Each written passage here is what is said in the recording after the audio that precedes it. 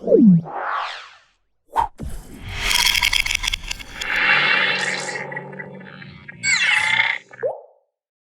Everyone, I am Abhinav Soni, physics faculty Kaushalya Academy. चालू करते हैं लास्ट क्लास में जहां तक हम लोग देखे थे एंगल ऑफ फ्रिक्शन। फ्रिक्शन की लास्ट क्लास में angle of friction plus angle of friction का इंपॉर्टेंस, एंगल ऑफ फ्रिक्शन क्यों इंपॉर्टेंट है, plus coefficient of friction mu के साथ इसका कैसा रिलेशन है, देख लिए थे। एंगल ऑफ फ्रिक्शन एक सिंपल सा एंगल था, लास्ट क्लास में मैं बता चुका, एक बार रिवाइज कर लेते हैं फटाफट।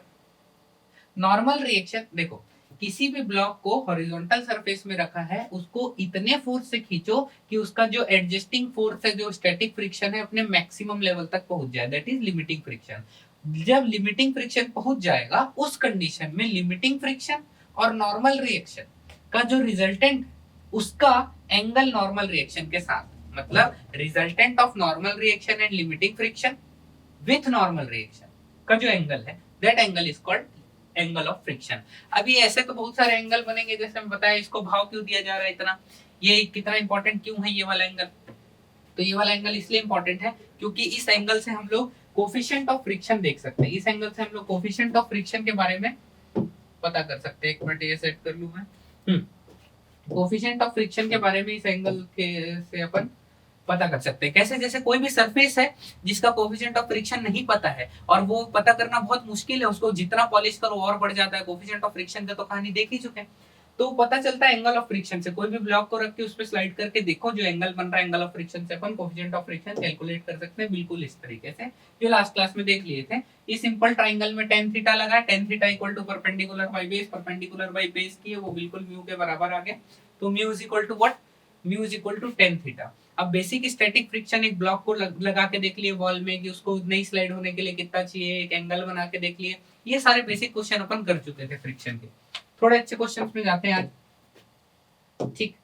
इसी के साथ में एक बहुत बढ़िया कॉन्सेप्ट आता है। इस कॉन्सेप्ट पे छोटे क्वेश्चंस बनते हैं क्योंकि ये थोड़े ट्रेडिशनल है, मतलब काफी पुराने टाइप के क्वेश्चन है, तो आजकल पूछना बंद कर दिया। पर ये कॉन्सेप्ट यूज करके काफी सारे नए क्वेश्चंस बनते हैं। देखो बहुत सिंपल है। इसमें क्या बोला है कि it pull is easier than push. मतलब किसी भी ब्लॉक को हॉरिजॉन्टली की बात नहीं है, अगर हम इंक्लाइन कोई ऑब्लिक फोर्स लगा के, ऑब्लिक फोर्स का मतलब होता है हॉरिजॉन्टल या वर्टिकल के साथ कोई एंगल बनाए, ठीक है। तो अगर ये हॉरिजॉन्टल सरफेस में सा रखा हुआ है, इस हॉरिजॉन्टल सरफेस में अगर मेरे को कोई चीज को पुश करना है, सपोज ये कार्ट है, समझ लो कार्ट, मतलब जैसे अपन मॉल में जो कार्ट लेके चलते हैं वो वाला कार्ट है समझ लो, या कुछ भी कोई भी चीज ब्लॉक समझ सकते हैं। इस ब्लॉक को अगर मेरे को ऑब्लिक एंगल लगा के पुश करना है, तो वो पुश करके उसको खसकाने में ज्यादा मुश्किल होगी पुल करने से। अगर मैं उसको पुल करूं, मैं उसको ऐसा करके खींचू इधर, तो ज्यादा इजीली खींच लूंगा, और पुश करूं तो ज्यादा मुश्किल होगा। ऐसा क्यों होता है यार? ऐसा क्यों होता है देखते हैं। बहुत सिंपल है, कुछ कहानी नहीं है, खाली अपने को फ्रिक्शन के कंपोनेंट्स और इसको डिवाइड करना है। फ्रिक्शन क्या होता है एक बार बोल दो बेसिक सर, म्यू एन होता है। N is what? Normal reaction. Normal reaction misconception में देख चुके थे, मिसपरसेप्शन में देख चुके थे कि नॉर्मल रिएक्शन हमेशा एमजी नहीं होता। कि नॉर्मल रिएक्शन में देखना पड़ेगा कि एमजी को कोई सपोर्ट कर रहा है, अपोज कर रहा है, कोई और फोर्स या फोर्स का कंपोनेंट। बहुत बढ़िया, मजा आ गया। देखो इसमें मैं लगा रहा हूँ ऐसा फोर्स, ये एफ, ठीक सर, ऐसे फोर्स लगा रहे हैं तो एफ के दो कंपोनेंट बनेंगे। एक बनेगा कौन सा? दो कंपोनेंट, एक बनेगा इस केस में सपोज मान लो कि ये कौन सा है, pushing the block. Pushing the block तो पुश कर रहे हैं, तो इसके दो कंपोनेंट बनेंगे, इसको दो पार्ट में से तोड़ा जाएगा। तो एक बनेगा नीचे एफ साइन थीटा जैसा दिख रहा है, और एक बनेगा इधर एफ कॉस थीटा, ये जैसा कि दिख रहा है। तो इधर वाला कंपोनेंट क्या करेगा? अभी ये नहीं बना हुआ है, इसको मैं इरेज कर देता हूँ, ठीक ठीक। तो ये एफ है, इसका एफ साइन थीटा नीचे बना है, एफ कॉस थीटा इधर बना है। ध्यान से देखना, एफ कॉस थीटा क्या कर रहा है? उसको हॉरिजॉन्टली पुश करने का काम कर रहा है। पर एफ साइन थीटा क्या कर रहा है? अरे यार, एफ साइन थीटा ने तो नॉर्मल रिएक्शन को इंक्रीज कर दिया। पहले नॉर्मल रिएक्शन कितना होता था? पहले नॉर्मल रिएक्शन कितना होता था? mg। अब mg के साथ f sin थीटा और आ रहा है, तो अब नॉर्मल रिएक्शन कितना हो जाएगा? mg plus f sin theta. This will be the normal reaction. तो फ्रिक्शन फोर्स क्या होता है? Mu N. अब क्योंकि एन में इतना फैक्टर जो है वो इंक्रीज हो गया है, एफ साइन थीटा इंक्रीज हो गया, तो नॉर्मल रिएक्शन बढ़ गया, तो फ्रिक्शन भी बढ़ गया। अब मेरे को उतने ज्यादा फ्रिक्शन को, इतने सारे फ्रिक्शन को, जिधर फ्रिक्शन फोर्स लग रहा है, इतने फ्रिक्शन को अपोज करके आगे बढ़ाना पड़ेगा। जस्ट नेक्स्ट केस में अगर देखें तो, अगर मैं पुल करूं मतलब इसको ऐसा खींचूं, कोई भी एंगल बना के, पिछले में क्या कर रहे थे? पुश कर रहे थे, ऐसे धक्का दे रहे थे। अभी इसमें क्या कर रहे हैं? पुल कर रहे हैं, ऐसा खींच रहे हैं। तो ऐसा खींचने के कंडीशन में बहुत ध्यान से समझना, खींचने के कंडीशन में फिर से दो कंपोनेंट बनेंगे फोर्स के, एक बनेगा F cos थीटा, एक बनेगा F sin थीटा। बहुत बढ़िया, लेकिन ध्यान से देखो, पिछले बार F sin थीटा का डायरेक्शन किधर था? पिछले बार F sin थीटा का डायरेक्शन नीचे था, इस बार F sin थीटा का डायरेक्शन किधर बन रहा है? ऊपर, और नीचे mg, ऊपर नॉर्मल रिएक्शन। बोलो फ्रिक्शन क्या होता है सर? म्यू एन होता है फ्रिक्शन, फ्रिक्शन म्यू एन होता है। Yes, maximum friction mu N होता है, जिसको स्लाइड करने के लिए उतनी जरूरत है अपने को फोर्स की। तो F cos theta is the horizontal force, horizontal. पिछले बार भी F sin थीटा था, F cos theta horizontal force. इस बार नॉर्मल रिएक्शन कितना होगा? बोलोगे सर mg तो नीचे लग रहा है, ऊपर नॉर्मल रिएक्शन लग रहा है, साथ में ऊपर F sin थीटा लग रहा है, तो n इज इक्वल टू कितना हो जाएगा? mg minus F sin theta, mg minus F sin theta. इसमें हम लोग बिल्कुल इसी पैटर्न में, याद करो लास्ट क्लास में जो अच्छे से देखे होंगे लेक्चर तो याद आ जाएगा, क्लास देखे होंगे तो इसी पैटर्न में हम लोग एक क्वेश्चन कर लिए थे कि ब्लॉक विल फर्स्ट लिफ्ट और फर्स्ट स्लाइड। मतलब पहले ब्लॉक अगर फोर्स को ग्रेजुअली बढ़ाते जाए, फोर्स को 0 न्यूटन, 1 न्यूटन, 1.1 न्यूटन, 1.2 न्यूटन ऐसा बढ़ाते जाए, तो एक समय ऐसा आएगा कि वो स्लाइड होना शुरू हो जाएगा, और एक समय ऐसा आएगा कि लिफ्ट होना शुरू हो जाएगा। लिफ्ट होगा तो नॉर्मल रिएक्शन 0, तो उसके जैसा ही है ये बिल्कुल कंडीशन, जिसमें mg minus F sin theta होता है नॉर्मल रिएक्शन, और यही नॉर्मल रिएक्शन 0 हो जाए तो mg equal to F sin theta, मतलब उसी कंडीशन में ब्लॉक लिफ्ट हो जाएगा। तो हमेशा ही पुल करना ज्यादा इजी होगा पुश करने से, क्योंकि पुश करने में डाउनवर्ड एक और कंपोनेंट मिल जाता है फोर्स का, जो mg को बढ़ा देता है, मतलब mg को नॉर्मल रिएक्शन को इंक्रीज कर देता है, mg को सपोर्ट करके।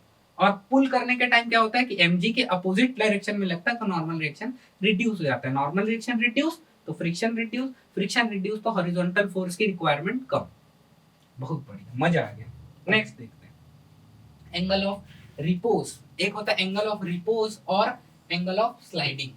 एंगल ऑफ रिपोज ऐसा है, एंगल ऑफ रिपोज या angle of sliding. Angle of sliding का मतलब होता है कि अगर किसी भी हॉरिजॉन्टल सरफेस को कोई एंगल, हॉरिजॉन्टल से एंगल उठाते जाए तो एक टाइम ऐसा आएगा जो स्लाइड होना स्टार्ट हो जाएगा। उसी एंगल ऑफ इंक्लिनेशन को एंगल ऑफ स्लाइडिंग बोलते हैं या एंगल ऑफ रिपोज बोलते हैं। बहुत सिंपल है, देखो इसको भी इस तरह भाव क्यों दिया जा रहा है, क्या इंपॉर्टेंस है उसको देखेंगे। बिल्कुल एंगल ऑफ फ्रिक्शन के जैसा ही होगा। जैसे देखो मेरे पास ये सरफेस है, ठीक है, ठीक, मेरे पास ये सरफेस है और इस सरफेस के ऊपर एक ब्लॉक रखा हुआ है, ये ऐसा ब्लॉक रखा हुआ है सपोज, ठीक। अब इसको मैं क्या करता हूँ, हॉरिजॉन्टल सरफेस है, इसको धीरे धीरे इंक्लाइन करते जाता। अभी स्लाइड हो रहा है क्या? नहीं हो रहा है। एक टाइम ऐसा आएगा कि जस्ट स्लाइड होना स्टार्ट हो गया। तो जब वो जस्ट स्लाइड होना स्टार्ट हुआ, उस समय जो इसका हॉरिजॉन्टल से एंगल था, that will be the angle of repose. वही क्या होगा? Angle of repose. बहुत बढ़िया, मजा आ गया। तो एंगल ऑफ रिपोज अपने को समझ में आ गया है, ठीक, ओके। उसी को एंगल ऑफ रिपोज बोलते हैं। तो इसको भाव क्यों दिया जा रहा है यार इतना फिर से? ये क्या एंगल ऑफ रिपोज? तो एक एंगल पे तो स्लाइड होना स्टार्ट हो जाएगा। क्यों स्लाइड होना स्टार्ट होगा उसको समझते हैं। देखो पहले क्या होता है कि ऐसा इतना एंगल बनाता है थीटा, और इस पे एक ब्लॉक रखा हुआ है, ये स्लाइड नहीं हो रहा है। मान लो मैं थीटा को फर्दर इंक्रीज किया, तो क्या होगा इस कंडीशन में? ये देखो mg तो सर नीचे लगता ही है हमेशा, हाँ भाई वो तो लगता ही है। इधर लगता है mg cos थीटा, इधर लगता है mg sin थीटा। अब अगर तुम sin थीटा को देखो तो sin थीटा 0 से लेके जब 90 तक इंक्रीज करते हैं अपन, sin 0 फिर sin 30 फिर sin, जब 0 से इंक्रीज होता जाता है, थीटा की वैल्यू बढ़ाएं तो sin थीटा की वैल्यू बढ़ती है और cos थीटा की वैल्यू कम होती है। तो नॉर्मल रिएक्शन क्या होता जाएगा? रिड्यूस होता जाएगा। जैसे जैसे थीटा बढ़ता जाएगा, mg sin थीटा बढ़ता जाएगा और नॉर्मल रिएक्शन कम। नॉर्मल रिएक्शन क्या होता जाएगा? नॉर्मल रिएक्शन कम होगा तो फ्रिक्शन भी क्या होगा? क्योंकि नॉर्मल रिएक्शन कम तो फ्रिक्शन भी कम। और उसके साथ साथ में जो नीचे स्लाइड करने वाला फोर्स है वो है mg sin थीटा, और mg sin थीटा कंटिन्यूअसली क्या होता जा रहा है? इंक्रीज। इसीलिए एक ऐसा समय आएगा उस पर्टिकुलर थीटा पे जस्ट स्लाइड होना स्टार्ट हो जाएगा। उसी एंगल को क्या बोलेंगे? एंगल ऑफ स्लाइडिंग या एंगल ऑफ रिपोज। देखते हैं कैसे काम करता है ये एक्चुअली। चल ये अल्फा है, मान लेते हैं ये इस एंगल को थीटा बोलो, अल्फा बोलो, एंगल ऑफ फ्रिक्शन को थीटा बोल दिए, नाम इसका अल्फा रख देते हैं। तो एंगल ऑफ रिपोज क्या होता है? और angle of sliding is defined as the minimum angle, minimum, उससे अगर ज्यादा बढ़ाऊंगा तब तो स्लाइड होना ही, पर मिनिमम कितना थीटा रखें? Minimum angle of inclination of plane with horizontal such that body plane on the just begins to slide down. Just start हो जाएगा स्लाइड होना। इसका मतलब जस्ट स्लाइड होने का मतलब होता है कि फ्रिक्शन जो है वो mg sin अल्फा के बराबर हो जाए। अबे जस्ट स्लाइड होना कब स्टार्ट होगा? जब इधर वाला फोर्स इधर वाले फोर्स के जस्ट बराबर हो जाए, उससे थोड़ा भी बढ़ाऊंगा तो स्लाइड होना शुरू हो जाएगा। तो उस कंडीशन में जो एंगल होगा alpha, that is called angle of inclination, angle of sliding, angle of repose. बहुत बढ़िया, मजा आ गया। तो इस कंडीशन में अगर मेरे को देखना है तो क्या देखूं, क्या friction equal to mg sin theta होना चाहिए? हाँ सर होना चाहिए। mg sin अल्फा बोल लो इस केस में, अगर अल्फा ले लिए तो फ्रिक्शन क्या होता है, म्यू mg cos अल्फा। अबे नॉर्मल रिएक्शन है ना, इधर mg cos अल्फा होगा और ये mg sin अल्फा, तो mu mg cos alpha equal to mg sin alpha.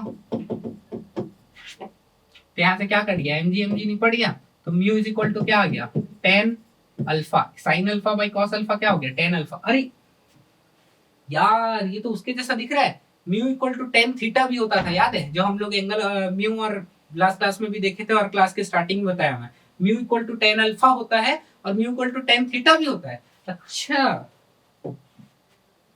इसका मतलब mu equal to tan alpha एक हुआ, और साथ ही में हम लोग लास्ट क्लास में देख लिए थे एंगल ऑफ फ्रिक्शन में, एंगल ऑफ फ्रिक्शन में देखे थे कि mu is equal to tan theta भी होता है।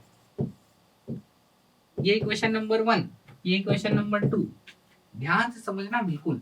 Mu equal to tan alpha मतलब mu equal to tan angle of repose, और mu equal to tan angle of friction. Angle of friction क्या होता है, नॉर्मल रिएक्शन और लिमिटिंग फ्रिक्शन के रिजल्टेंट के साथ जो नॉर्मल रिएक्शन एंगल बनाता है, that is angle of friction. और इसको इंक्लाइन प्लेन को उठाते जाओ तो मिनिमम एंगल जिससे स्लाइड होना स्टार्ट हो वो एंगल ऑफ रिपोज। और दोनों कंडीशन में इक्वेशन नंबर 1 और इक्वेशन नंबर 2 से देख सकते हैं, LHS बराबर तो RHS भी बराबर। तो देखो mu equal to tan theta 1 और 2 से पता चला कि tan थीटा बराबर tan अल्फा, इसका मतलब theta is equal to alpha. Angle of friction is always equal to angle of repose. अभी इतना इंपॉर्टेंट क्यों हो गया है, देखो किसी भी सरफेस का मेरे को म्यू नहीं पता, किसी भी सरफेस का म्यू नहीं पता, अगर उस सरफेस का जो कोफिशिएंट ऑफ फ्रिक्शन नहीं पता फाइंड करना है, तो एक ब्लॉक रखो, वहां से खींच के एंगल ऑफ फ्रिक्शन निकाल लो, या उसी सरफेस को ऐसे खींचते जाओ कि ऊपर उठाते जाओ, जिस टाइम पे स्लाइड होना स्टार्ट किया वहां का एंगल देख लो और उसको tan अल्फा कर दो, वही म्यू होगा उस सरफेस का। तो एंगल ऑफ फ्रिक्शन से, एंगल ऑफ रिपोज से हम लोग क्या पता कर सकते हैं, म्यू पता कर सकते हैं। बस ये इंपॉर्टेंट है, तो ये बहुत इंपॉर्टेंट हो जाता है, क्योंकि ऐसे इन जनरल म्यू पता करना तो पॉसिबल ही नहीं है। सारे सरफेसेस का अलग होगा, उसको रफ को उसको और स्मूथ कर दोगे, चिकना कर दोगे तो और अलग हो जाएगा, इसलिए ऐसे फाइंड करना मुश्किल होता है। ओके, बहुत ही बढ़िया। क्वेश्चन देखते हैं। For the equilibrium of a body on an inclined plane, inclination कितना, 45 डिग्री, 45 डिग्री का इंक्लिनेशन है इंक्लाइंड प्लेन पे, the coefficient of static friction will be. अरे बिल्कुल पिछले क्वेश्चन जैसा ही है यार। इंक्लाइंड प्लेन पे जो एंगल होता है वो क्या है, अल्फा, तो tan अल्फा ही क्या होता है, म्यू। तो इस क्वेश्चन में पूछा क्या, इक्विलिब्रियम। इक्विलिब्रियम का मतलब होता है जस्ट स्लाइड होने वाला है। इक्विलिब्रियम मतलब सारे फोर्सेस बराबर, तो सारे फोर्सेस बराबर है मतलब इधर का फोर्स इक्वल टू इधर का फोर्स होगा। बहुत ही बढ़िया। तो फ्रिक्शन इधर है, इधर mg sin थीटा है, तो यही तो कंडीशन बोला है ना। और इधर क्या, नॉर्मल रिएक्शन, इधर mg cos थीटा। सारे फोर्सेस बराबर हैं, तो friction equal to mg sin theta. अरे तो लास्ट स्लाइड में देखे थे अपन, तो क्या हो जाता है, mu mg cos theta equal to mg sin theta. mg निपट गया, mu is equal to tan theta. तो इक्विलिब्रियम के कंडीशन में इधर वाला फोर्स इक्वल टू इधर वाला फोर्स, क्वेश्चन में दिया इक्विलिब्रियम के केस में ये फोर्स इक्वल टू ये फोर्स, तो mu equal to tan theta आया, तो म्यू कितना आ जाएगा, tan 45। tan 45 कितना हो जाएगा, 1। ठीक, क्लियर। इसको डायरेक्ट याद रख लो, mu is equal to tan alpha, tan theta alpha जो भी नाम रखना उससे फर्क नहीं पड़ता, mu is equal to tan of angle of repose. ठीक, नेक्स्ट क्वेश्चन देखते हैं। बहुत ही बढ़िया क्वेश्चन। क्या बोला है इस क्वेश्चन में, नॉर्मल रिएक्शन, फ्रिक्शन और एक्सेलरेशन ऑफ ब्लॉक बताना है। तो देखो पहली बात, एक्सेलरेशन ऑफ ब्लॉक होगा कब, एक्सेलरेशन मतलब वो स्लाइड होना नीचे स्टार्ट हो जाए, मतलब इधर वाला फोर्स इधर वाले फोर्स से कम हो, इधर वाला फोर्स इधर वाले फोर्स से कम हो। इधर वाला फोर्स कौन है, mg sin थीटा, इधर वाला फोर्स कौन है, फ्रिक्शन, मतलब फ्रिक्शन से ज्यादा होना चाहिए mg sin थीटा को, तब ये स्लाइड होगा विद एक्सेलरेशन। तो पहले तो यही देख लो कि mg sin थीटा जो है वो फ्रिक्शन से ज्यादा है भी कि नहीं। अगर मान लो कि फ्रिक्शन से ज्यादा नहीं हुआ तो स्लाइड होगा क्या? वो तो स्लाइड ही नहीं होगा, बैलेंस हो जाएगा, वही रुका रहेगा। और static friction is self adjusting, तो mg sin थीटा जितना होगा उतना ही फ्रिक्शन, मान लो लिमिटिंग फ्रिक्शन से भी ज्यादा हो जाए mg sin थीटा, उस केस में स्लाइड होना स्टार्ट हो जाएगा। चेक करके देखते हैं, बहुत ही सिंपल है। इधर कितना हो जाएगा mg cos थीटा, इधर हो जाएगा नॉर्मल रिएक्शन, ये mg sin थीटा, ये फ्रिक्शन।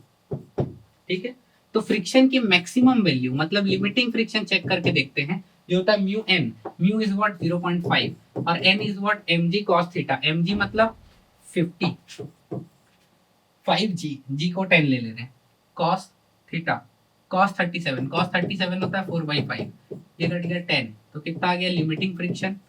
लिमिटिंग फ्रिक्शन आ गया 40/2 मतलब 20 न्यूटन। ठीक है ना, देखो कैलकुलेशन देख लेना भाई, 40, हाँ ठीक है, कैलकुलेशन वगैरह देख लेना, गड़बड़ नहीं करूंगा, बताना कैसे बताएंगे सर, हम लोग तो वीडियो में देख रहे हैं।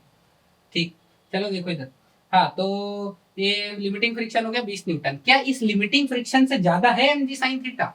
अबे लिमिटिंग फ्रिक्शन से ज्यादा तो होना चाहिए ना mg sin, तब तो उसको खसका पाएगा, वो खसका ही नहीं पाएगा तो फिर बात ही अलग है, तब तो फिर होना ही नहीं।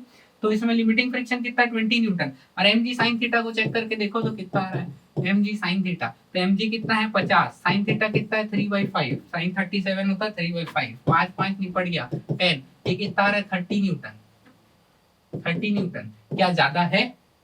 20 न्यूटन से ज्यादा है।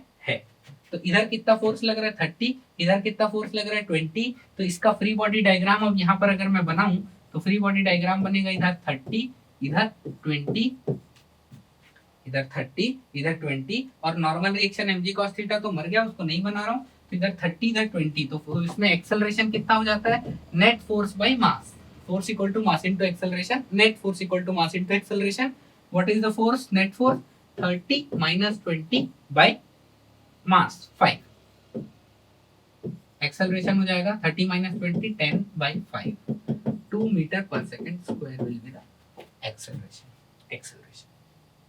मान लो ऐसा होता कि इसका जो mg sin थीटा है वो 30 न्यूटन नहीं आके 15 न्यूटन आता, तो क्या बोलते हैं एक्सेलरेशन 0, क्योंकि सर ये तो रुका रहेगा। फ्रिक्शन मैक्सिमम कितना है 20 न्यूटन, और mg sin थीटा कितना आ रहा है 15 न्यूटन। सपोज अगर ऐसा आता 15 न्यूटन, तो फ्रिक्शन का मैक्सिमम वैल्यू 20 है, मतलब 15 लग रहा है, तो फ्रिक्शन भी 15 लगेगा और रुक जाएगा, वो चलेगा ही नहीं। एटलीस्ट 20 तो होना चाहिए ना इसको स्लाइड होने के लिए, 30 है इस बार तो होगा, और एक्सेलरेशन आएगा 2 मीटर पर सेकंड स्क्वायर। बहुत बढ़िया, नेक्स्ट देखते हैं। बिल्कुल लॉज ऑफ मोशन का याद आ गया होगा, लॉज ऑफ मोशन का ही क्वेश्चन है, बस इसमें फ्रिक्शन ऐड हो गया है। अरे बहुत सारे क्वेश्चन फ्रिक्शन पूरे चैप्टर में ऐसे ही हैं जो लॉज ऑफ मोशन के ही हैं, बस उसमें फ्रिक्शन ऐड कर दो। देखिए जितने लॉज ऑफ मोशन में क्वेश्चन कराया हूँ सब में फ्रिक्शन लगा देना, नया क्वेश्चन बन गया, वो सारे तो सॉल्व करने ही है। जैसे मैं एग्जांपल बताता हूँ, इसमें क्या बोला, find the acceleration of the block, mu 0.5 है। सबसे पहले तो देखो ये जो ब्लॉक है 30 के, इसका 3 kg है ना, 3 kg मतलब 30 न्यूटन नीचे लग रहा है। ये 30 न्यूटन जो है, जो टेंशन 30 न्यूटन है, वो लिमिटिंग फ्रिक्शन से ज्यादा है भी कि नहीं? पिछले क्वेश्चन की तरह, पिछले क्वेश्चन के जैसा, क्या ये 30 न्यूटन से जो इसका जो फ्रिक्शन लगेगा उस फ्रिक्शन से ज्यादा है कि नहीं टेंशन? और टेंशन कौन है इसमें जो लग रहा है वही, ठीक है। तो अगर वो टेंशन फोर्स मान लो इसके लिमिटिंग फ्रिक्शन से ज्यादा नहीं है, तब तो एक्सेलरेशन 0 हो जाएगा।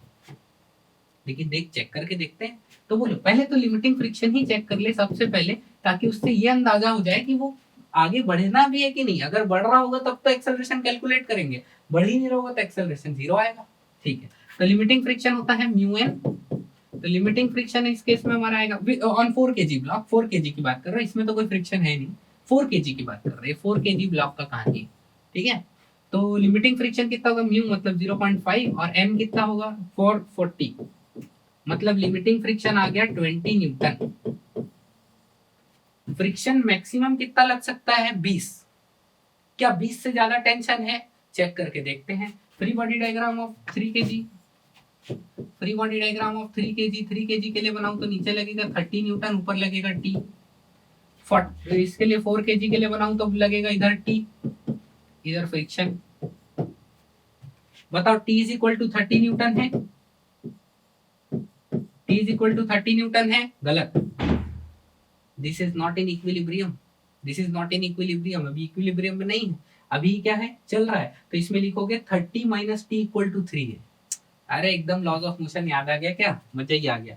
चलो 3 kg के लिए लिख के देखें तो क्या लिखूंगा मैं, 30 minus T equal to 3a। Very good. और 4 के लिए लिखेंगे, 4 kg के लिए लिखेंगे t is equal to T minus friction, तो यही लिख देता हूँ मैं, T minus what is friction, friction कितना है 20 न्यूटन, तो यहाँ लिख देते हैं टी माइनस 20 न्यूटन फ्रिक्शन लग रहा है ना, equal to 4a। Suppose maximum friction में मान के चल रहा है, ठीक, क्योंकि अगर मूव करेगा तो मैक्सिमम फ्रिक्शन को ही ओवरकम करना है, मूव नहीं करेगा तो बात अलग है। कैलकुलेट करें, टी निपट गया, कितना आ गया, 10 is equal to 3 plus 4 7a, a is equal to 10/7 metre पर second square will be acceleration. Clear? I hope सभी को समझ में आया होगा। सपोज फॉर एग्जांपल इस क्वेश्चन में एक्सेलरेशन आ जाता नेगेटिव, इसका मतलब जो हमने एक्सेलरेशन का डायरेक्शन लिया है उस डायरेक्शन से अपोजिट, क्या ऐसे जा सकता है, कभी नहीं जा सकता। वो एक्सेलरेशन नेगेटिव आके क्या बताएगा, ये बताएगा कि जो टेंशन है इट इज नॉट सफिशिएंट, मतलब जो टेंशन है उसकी वैल्यू सफिशिएंट नहीं है इसको मूव कराने के लिए। ये एक लॉजिकल तरीका है, डायरेक्ट ऐसे नहीं समझ में आता, इतना लॉजिक नहीं लगा पाते।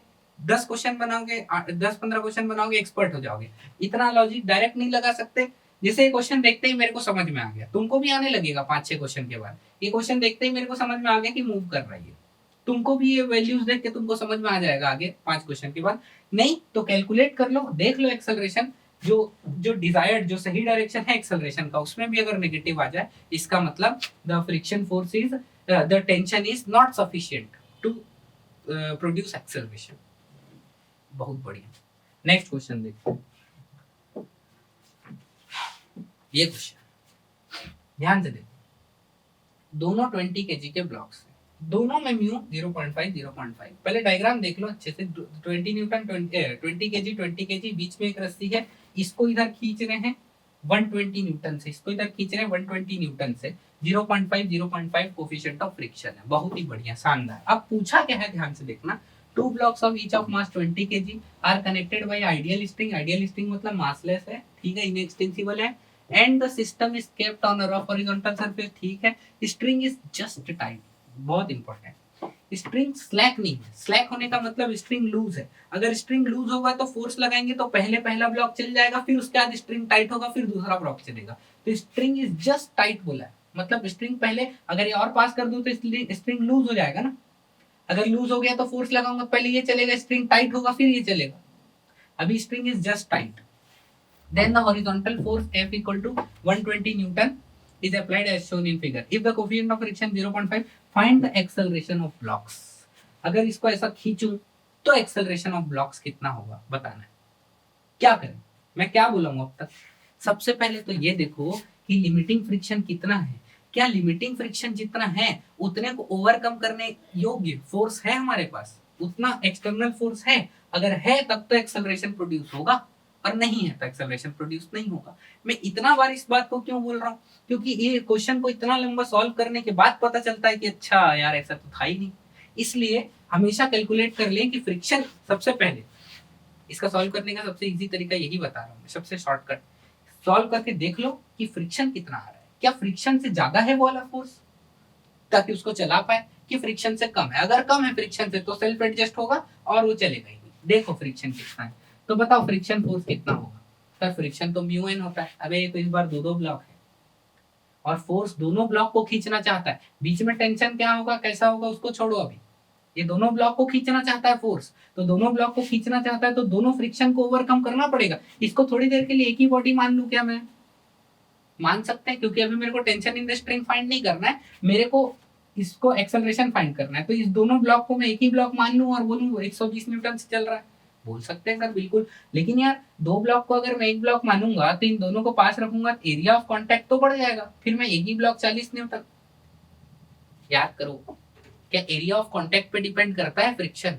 नहीं करता। तो इस बड़े बड़े ब्लॉक को एक छोटा सा 40 kg का भी ब्लॉक मान लूंगा तो चलेगा, म्यू 0.5 बस होना चाहिए, दैट इज रिक्वायरमेंट। तो फ्रिक्शन कितना होगा दोनों ब्लॉक का मिला करके, इसका प्लस इसका, mu N, what is N? दोनों ब्लॉक को एक ब्लॉक कंसीडर कर रहे हैं। दोनों ब्लॉक को एक ब्लॉक क्यों कंसीडर कर रहे हैं भाई? क्योंकि बीच का टेंशन अपने को चाहिए नहीं, खाली एक्सेलरेशन चाहिए। तो एन क्या हो जाएगा? नॉर्मल रिएक्शन दो ब्लॉक मिला के 40 केजी हो गया, तो म्यू इज 0.5 और 40 केजी मतलब 40 इंटू 10 mg 400, तो ये कितना हो जाएगा? F इक्वल टू 200, मतलब मिनिमम 200 न्यूटन चाहिए इसको खसकाने के लिए। और अभी लग कितना रहा है? 120 Newton. 120 Newton is less than 200 Newton, तो ये दोनों ब्लॉक खसकेगा ही नहीं। और एक्सेलरेशन जो पूछा है वो ट्रिक है, एक्सेलरेशन होगा ही नहीं। एक्सेलरेशन का आंसर कितना आएगा? 0।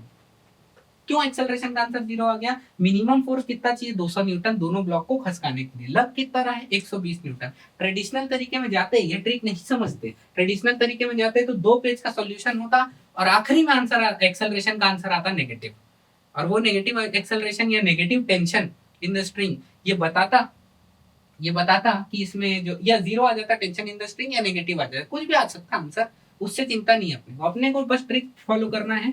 ये दो 20 केजी के इसको एक ही ब्लॉक मान लो थोड़ी देर के लिए, उसके बाद सॉल्व करो। 200 न्यूटन से अगर कम है तो एक्सेलरेशन 0 है, 200 न्यूटन से ज्यादा होता तो force equal to mass into acceleration से एक्सेलरेशन निकाल लेते हैं। तो यहाँ से जब अपन ये वाला देखे थे तो इसमें ट्रिक अगर फॉलो करें तो डायरेक्ट पता चल जाए, नहीं तो फिर मैं इसका रोना धोना समझा देता हूँ अगर चाहो तो।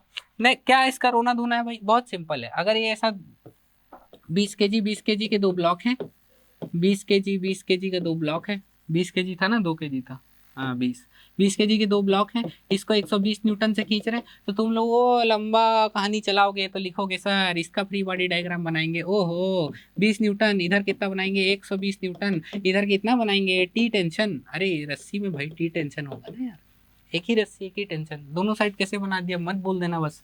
तो 120 न्यूटन क्या हो जाए? 120 माइनस टी, 120 माइनस टी, ध्यान रखो। और इधर साथ में क्या लगेगा? एक फ्रिक्शन फोर्स भी तो लगेगा। अरे इधर मूव हो, इधर फ्रिक्शन लगेगा। 120 minus T minus F is equal to 20A, equation number 1। अरे यार ये फिर से आ गया यार, ये जाता नहीं, पता नहीं कोई दिक्कत है इसमें, इसके लिए वेट करना पड़ता है। तो अपन वेट करेंगे 5 सेकंड, चला गया, चालू करेंगे। हाँ तो 20A ये बना इक्वेशन नंबर 1, ठीक है ना। तो फ्रिक्शन कितना होगा इक्वेशन नंबर 1? फ्रिक्शन का वैल्यू भी रख देते हैं ना, क्या म्यू mg, तो म्यू कितना है 0.5 और mg कितना है 200, तो 0.5 इंटू 200 100, तो ये जाएगा 120 minus T minus 100 equal to 20A। बहुत ही बढ़िया, तो 20 minus T equal to 20A, ये इक्वेशन नंबर 1 बना। अब तुम लोग वही रोना धोना बोलोगे सर इसके लिए भी कर दो, एक बार कर देते हैं भाई। इधर 20 न्यूटन, 20 केजी, इधर टी, इधर फ्रिक्शन, क्या बोलते हो? बहुत सही। तो टी माइनस फ्रिक्शन मतलब 100, अरे फ्रिक्शन 100 है ना, म्यू mg यार, म्यू कितना 0.5, mg कितना 20 इंटू 10 200, 200 इंटू 0.5 100, तो सीधा लिख दिया 100, ये म्यू mg है फ्रिक्शन, ठीक है। हाँ sir, equal to 20A, equation number 2। देख तो इक्वेशन नंबर 1 और 2 को ऐड करो, इक्वेशन नंबर 1 और 2 को ऐड करो, तो वहां से आ जाएगा क्या? टेंशन का आंसर नेगेटिव आ रहा है। अरे देखना 20 माइनस टी है, इसमें टी माइनस 100, टेंशन का आंसर एक्सेलरेशन का आंसर कैसा आ जा रहा है? नेगेटिव आ जा रहा है। वो नेगेटिव क्या बता रहा है कि जो तुम समझ रहे हो एक्सेलरेशन वो गलत है भाई, क्योंकि एक्सेलरेशन क्या इस क्वेश्चन में नेगेटिव मतलब इधर अगर एक्सेलरेशन तो इधर हो जाएगा क्या? अरे ऐसे खींचूंगा तो उधर चले जाएगा क्या? Which is not possible. और tension in the string is all can not be negative, रस्सी में टेंशन कभी नेगेटिव हो सकता है क्या? नहीं हो सकता। Tension is always positive, tension कभी नेगेटिव नहीं हो सकता, ठीक है भाई ओके। बट टेंशन का डायरेक्शन तो अपन ही चूज करते हैं ना, ऐसा ऑब्जर्वर के हिसाब से टेंशन ऑलवेज उसका मैग्नीट्यूड पॉजिटिव होगा। ठीक ठीक, बहुत बढ़िया, मजा आ गया। चलो ये क्वेश्चन देखते हैं, बहुत ही सही क्वेश्चन है। पिछला क्वेश्चन क्लियर हो गया ना सबको यहाँ से? अरे भाई ये दो इक्वेशन सॉल्व करो, टेंशन नेगेटिव आएगा पता चल जाएगा। और डायरेक्ट अपन यहीं से भी देख सकते थे। देखो लिमिटिंग फ्रिक्शन जो है उससे ज्यादा है कि नहीं एक्सटर्नल फोर्स? नहीं है तो चलेगा ही नहीं, एक्सेलरेशन 0 है तो फिर फाइंड करो, जैसे पिछले क्वेश्चन में किए थे, इसके जस्ट पहले वाले में। नेक्स्ट क्वेश्चन देखते हैं, ये वाला, अरे मजा आ गया। देख, if a body of mass m, ध्यान से समझ, if a body of mass m is moving on a rough horizontal surface of coefficient of friction mu, ठीक है, the net electromagnetic force exerted by the surface on the body is। अब ये इस question को ना 100 बार बताओ, 100 बार के बाद में फिर से गलत कर देते हैं। सब बोलते हैं सर ये ऐसा है, ऐसा ये ब्लॉक रखा हुआ है, अरे इलेक्ट्रोमैग्नेटिक क्या है वो सबको छोड़ो, अभी इस इलेक्ट्रोमैग्नेटिक टर्म को मैं हटा देता हूं अभी के लिए, फिर बताऊंगा क्या है इसका मतलब। इलेक्ट्रोमैग्नेटिक को हटा देते हैं। Net force exerted by the surface on the body, ये निकालना है मेरे को। नेट फोर्स, इलेक्ट्रोमैग्नेटिक बोले क्या मतलब बताता हूँ भी। इधर देखो, तो इसमें मान लो कि m ऐसा है और इसमें कोफिशिएंट ऑफ फ्रिक्शन इसका जो है सरफेस का वो है म्यू। तो इस पे जो अगर ये body moving on a surface मतलब इधर चल रहा है ऐसा, देखो, तो इसका अगर मैं फ्री बॉडी डायग्राम बनाऊं तो इसमें कौन कौन से फोर्स लग रहे हैं।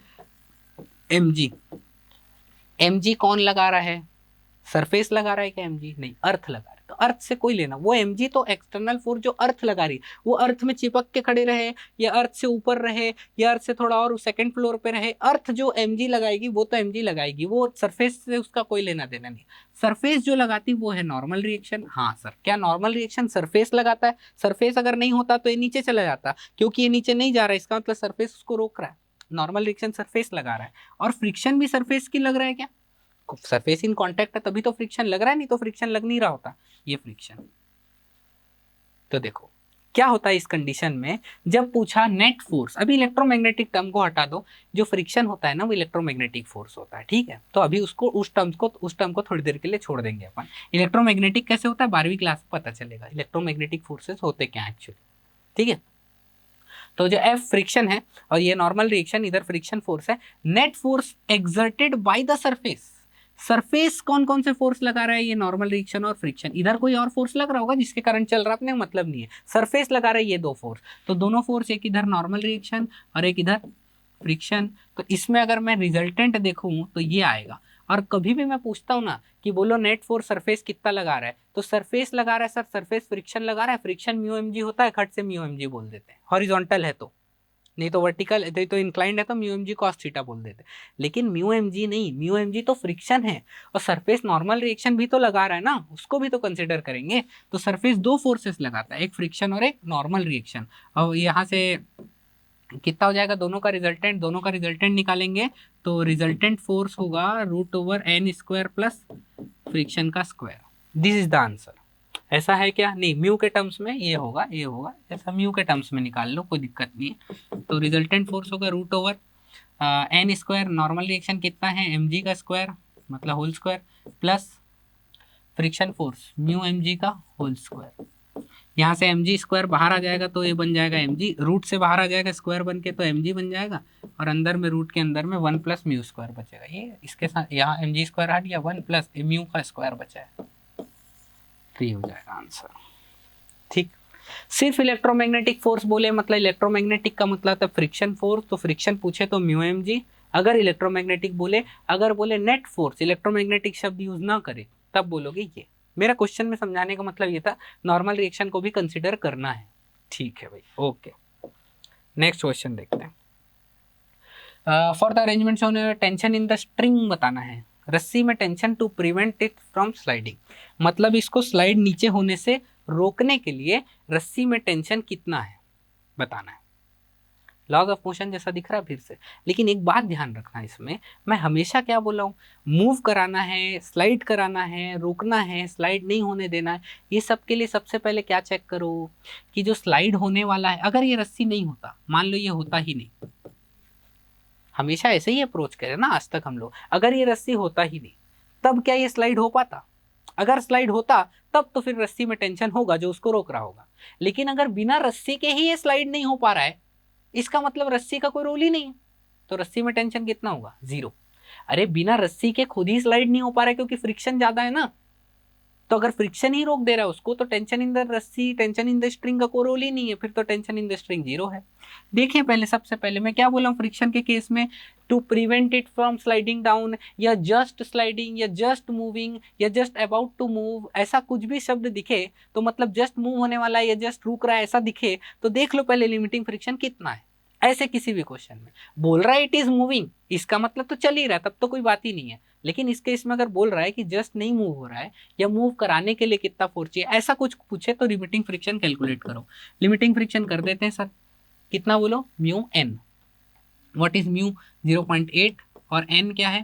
एन है, अरे वही यार, एम जी इधर, एम जी कॉस थीटा इधर, और mg साइन थीटा इधर, ओके ठीक। तो mu M G cos theta, ठीक है। कैलकुलेट करेंगे लिमिटिंग फ्रिक्शन, तो लिमिटिंग फ्रिक्शन 0.8 और into M G cos theta, M G कितना है 10 और कॉस थीटा कितना है 37, कॉस 37 होता है 4/5, तो हो जाएगा 10 इंटू 4/5, तो ये हो गया 4 to the 8,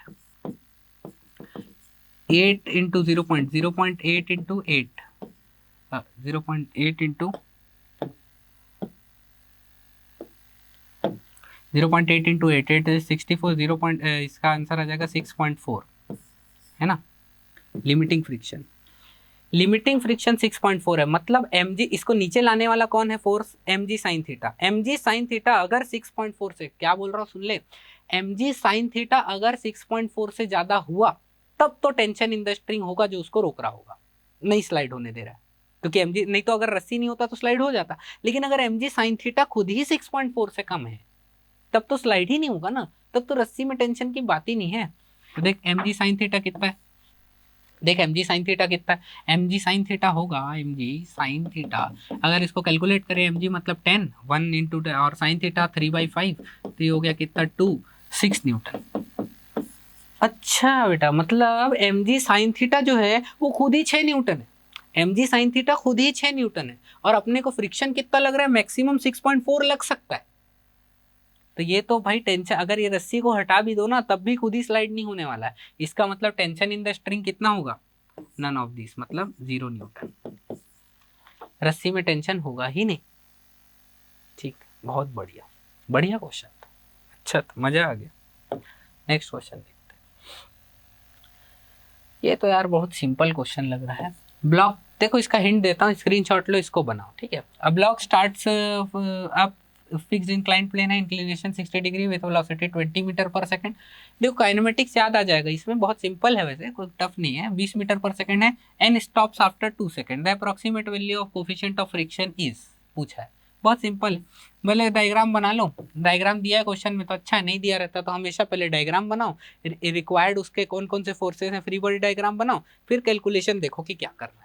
ये प्रोसेस होता है सारी क्वेश्चंस का। तो इसमें कितना एंगल बोला है, कुछ एंगल बोला है, हाँ 60 डिग्री एंगल है, और एक ब्लॉक है जो इधर 20 मीटर पर सेकंड से स्टार्ट हुआ चलना, मतलब इसको मैं ऐसा करके ये पुश किया, ऐसा ये धक्का दिया, कितने से, 20 मीटर पर सेकंड से धक्का दिया, तो रुक गया ऊपर जाके, कितने देर में रुक गया, बोले 2 सेकंड में रुक गया। तो बताओ 2 सेकंड में अगर रुक गया तो कितना दूर चला, अरे v equal to U plus AT, V square equal to U square plus 2as minus 2s, याद आ रहा है ना वो, बस वही। तो इनिशियल वेलोसिटी 20 है, रुक गया तो फाइनल वेलोसिटी कितनी, 0, कितने सेकंड में रुक गया, 2 सेकंड में, तो कितना दूर जाके रुका, निकाल लो उसको, इतना दूरी जाके रुका, डिस्टेंस निकाल लेंगे, वैसा निकाल लेंगे, वो सारे काइनेमेटिक्स का खेल है, बस सिंपल है ना। तो वैसा अपन काइनेमेटिक्स में 100 क्वेश्चन कर चुके हैं, ठीक है। तो ये हो गया after 2 second the approximate value of coefficient of friction, मतलब इसको इनिशियल वेलोसिटी इतना, फाइनल वेलोसिटी इतना, तो बीच में क्यों रुक गया, जैसे काइनेमेटिक्स में पढ़ते थे कार इतनी दूर जाके रुक गई, तो रिटार्डेशन निकालते थे, रिटार्डेशन क्या, एक्सेलरेशन, वही रिटार्डेशन कितना होता है, फोर्स बाई मास, और यही फोर्स कौन है जो उसको रोक रहा है, फ्रिक्शन। फ्रिक्शन क्या होता है, mu N M G cos theta, करो म्यू, वहां से कैलकुलेट कर लो, बहुत सिंपल है। आंसर मेरे ख्याल से 0. क्या आना चाहिए यार, 20 मीटर पर सेकंड, 2 सेकंड, तो एक्सेलरेशन आ जाएगा 2 मीटर पर सेकंड, 1 मीटर पर second, G M G cos theta, cos 60 होता है साइन 60 √3/2। आंसर 0.27 के आसपास आना चाहिए, सी के आसपास, चेक कर लेना, सिंपल है, ये नहीं बताऊंगा यार, काइनेमेटिक्स क्वेश्चन है। चलो बढ़िया, बहुत अच्छा क्वेश्चन, देखो ध्यान से, ये है इंक्लाइंड प्लेन, इंक्लाइंड प्लेन का एंगल कितना दिया हुआ है, 37 डिग्री, 2 kg का ब्लॉक है, एक फोर्स लगा रहे हैं F, लेकिन कहानी ये है कि इस F को अलग अलग वैल्यूज के लिए बताना है। अगर मान लो ये जो फ्रिक्शन फोर्स है, ध्यान से समझ, फ्रिक्शन फोर्स नहीं, अप्लाइड फोर्स, मैं फोर्स ऐसे लगा रहा हूँ, ठीक है।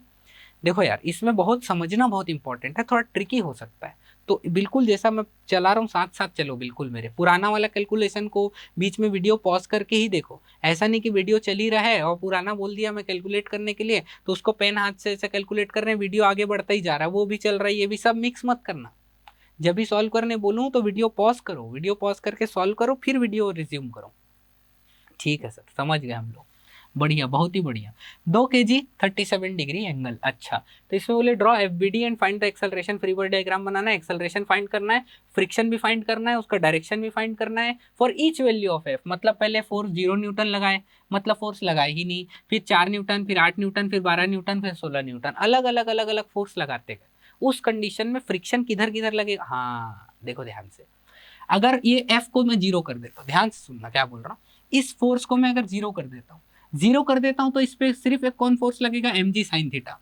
अरे अब तक तो ये समझ गए कि mg cos theta mg sin theta होता है, mg cos theta normal reaction मर जाता है, mg sin theta is the only force. तो mg sin थीटा जो है उसको नीचे लाएगा तो फ्रिक्शन किधर लगेगा, ऊपर। इस f को भूल जाओ थोड़ी देर के लिए, तो ये mg sin थीटा इधर, तो फ्रिक्शन किधर, ऊपर। ठीक, अब मैं बोलता हूँ कि इधर mg sin थीटा लगा रहा हूँ, इधर फोर्स भी लगा रहा हूँ। मान लो ये वाला फोर्स जो है वो mg sin थीटा से ज्यादा है, तो ये ब्लॉक किधर जाने लगेगा, ऊपर। तो फ्रिक्शन किधर लगने लगेगा, इधर। तो फ्रिक्शन अपने आप उसका डायरेक्शन क्या करेगा, adjust, so that relative motion को अपोज करे। अगर ब्लॉक नीचे जा रहा है तो फ्रिक्शन इधर, अगर ब्लॉक ऊपर जा रहा है तो फ्रिक्शन इधर। ठीक है कि नहीं। तो हमको देखना पड़ेगा, अगर इस फोर्स को मैं 0 लगाऊं मतलब mg sin थीटा इधर, तो फ्रिक्शन इधर। अगर इस फोर्स को थोड़ा सा बढ़ाऊं, कितना बढ़ाऊं, mg sin थीटा के बराबर, उससे ज्यादा, उससे कम, तो फ्री बॉडी डायग्राम से सब कुछ कहानी क्लियर हो जाएगा। तो केस 1 देखते हैं, फर्स्ट केस। केस 1 बहुत ही सिंपल है, अगर f जो है वो 0 है तो फ्री बॉडी डायग्राम बनाया जाएगा। ध्यान से समझना, फ्री बॉडी डायग्राम, इधर पहले तो mg है और mg sin थीटा और mg cos थीटा और नॉर्मल रिएक्शन, ये दोनों मर जाते हैं तो इसका भी रोल नहीं है। mg sin थीटा का बहुत बड़ा रोल है, तो mg sin थीटा को अलग से कैलकुलेट कर लिया जाएगा। बोला mg sin थीटा कितना है, 20 mg, और sin थीटा की वैल्यू है 3/5, तो ये निपट गया 4, 12, 12 न्यूटन mg sin थीटा। अब ये 12 न्यूटन के बराबर हो जाएगा, वो वाला केस तो अपने समझ में, हाँ सर ये mg sin थीटा के बराबर हो जाए, कम होगा ज्यादा होगा कैसे क्या, उसको देखते हैं। मान लो कि ये ब्लॉक है, ठीक है। अब इसमें है, इधर लग रहा है कितना, अभी f इक्वल टू 0 वाला केस देख रहा हूं, ठीक है।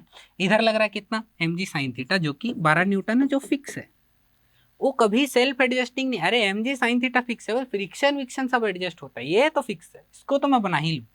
साथ में इधर फ्रिक्शन लगेगा। बताओ फ्रिक्शन की मैक्सिमम वैल्यू कितनी है, तो बोलोगे सर लिमिटिंग फ्रिक्शन जो है ना वो है mu mg cos theta, mu N,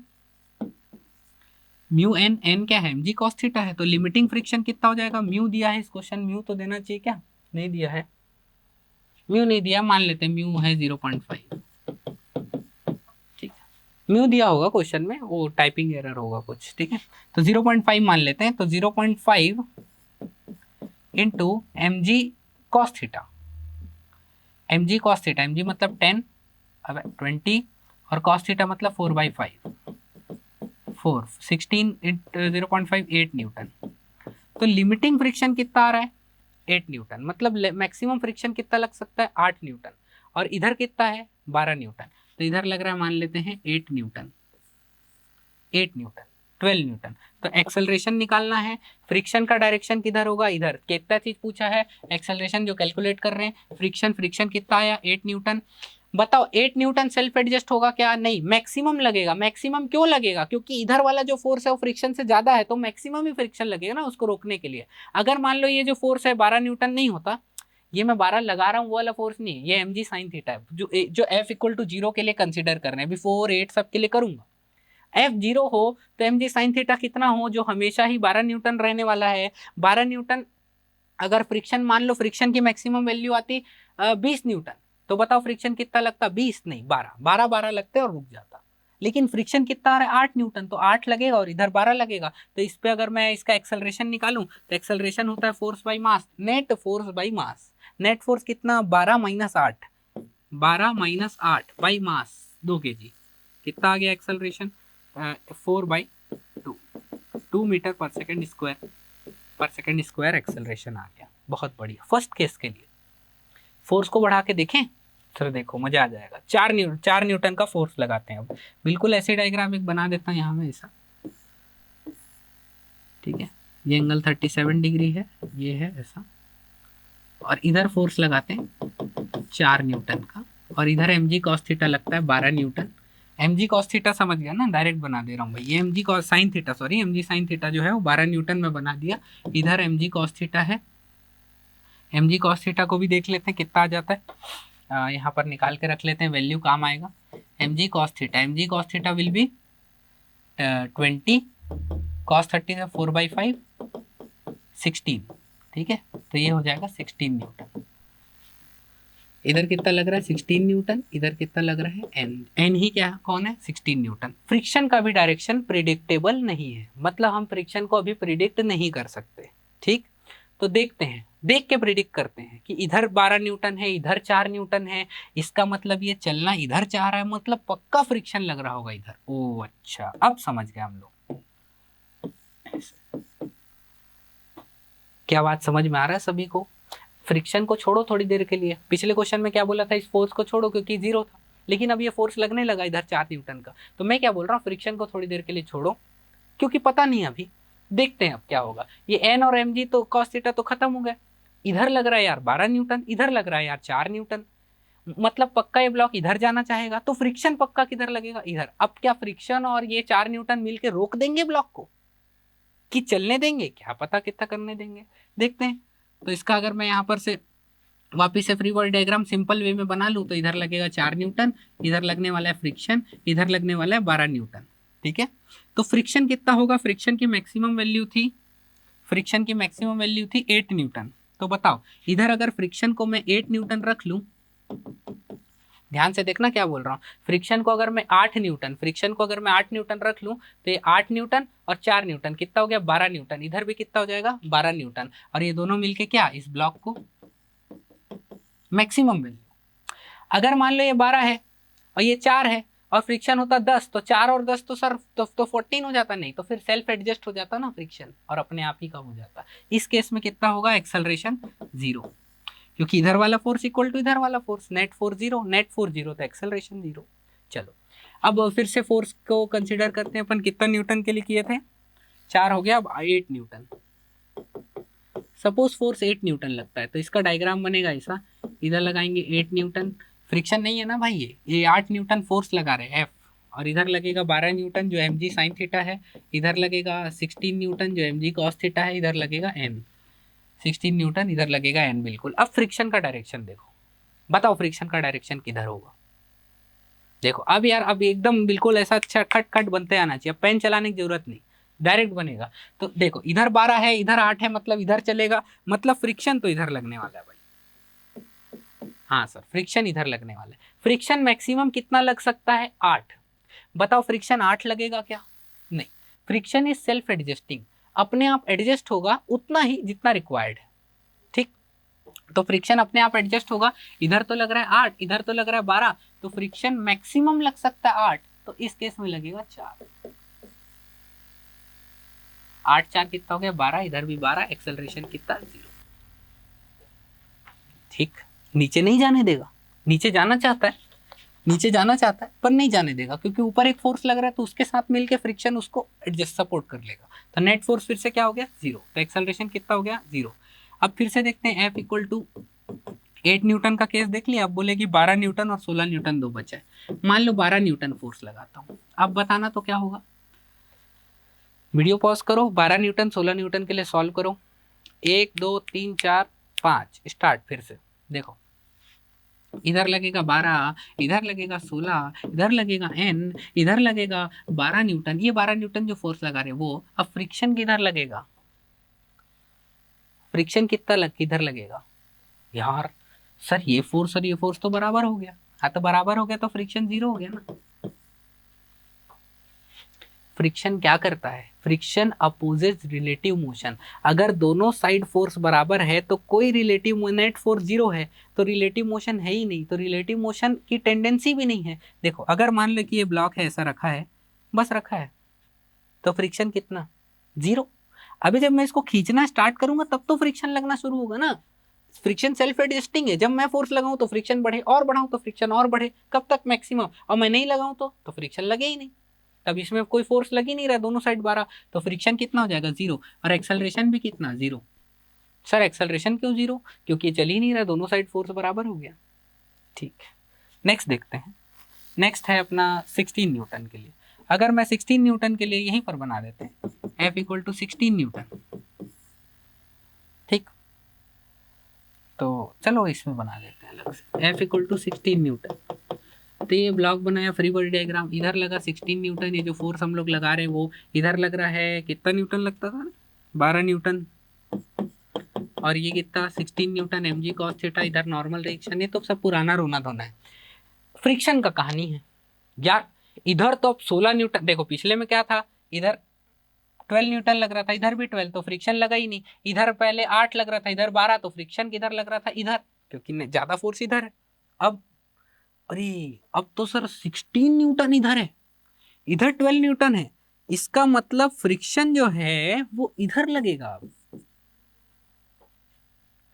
इसी क्वेश्चन में जब फोर्स को बढ़ाते जाओ, जब ये ऊपर जाने को करता है तो फ्रिक्शन इधर लगता है, जब फोर्स कम रहता है, जब नीचे जाने को करता है तो फ्रिक्शन इधर लगता है। तो कब तक नीचे जा रहा था, 0 4 तक तो नीचे जा रहा था, फिर उसके बाद 8 12 जैसे ही आने लगा, यहाँ पर क्या होने लगा, एक्सेलरेशन 0, क्योंकि फ्रिक्शन रोक लिया। अब 16 न्यूटन, इस कंडीशन में क्या होगा, ये ऊपर जाने की टेंडेंसी होगी, मतलब ये ऊपर खसकने को करेगा, तो फ्रिक्शन रोकेगा, इधर ऊपर भी नहीं जाने देगा, नीचे भी, तो फ्रिक्शन लगेगा। फ्रिक्शन मैक्सिमम कितना लग सकता है अपन देख चुके हैं, लिमिटिंग फ्रिक्शन कितना लग सकती है वैल्यू, 8 न्यूटन, 8 न्यूटन लग सकता है।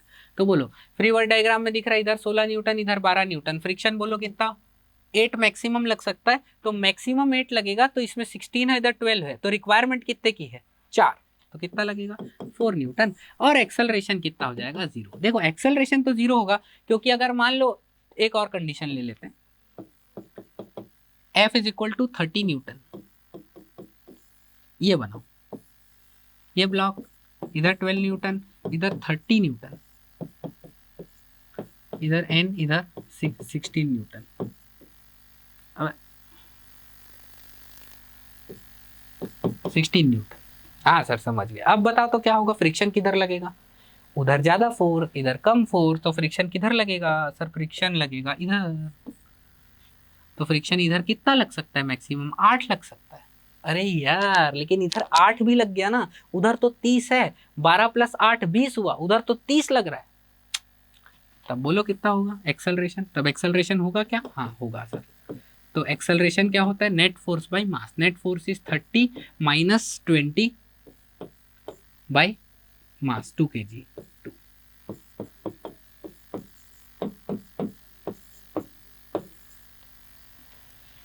बहुत बढ़िया, मजा आ गया। तो आज यहाँ पर सभा समाप्त करते हैं, नेक्स्ट एपिसोड में देखेंगे आगे की कहानी, ठीक, थैंक यू।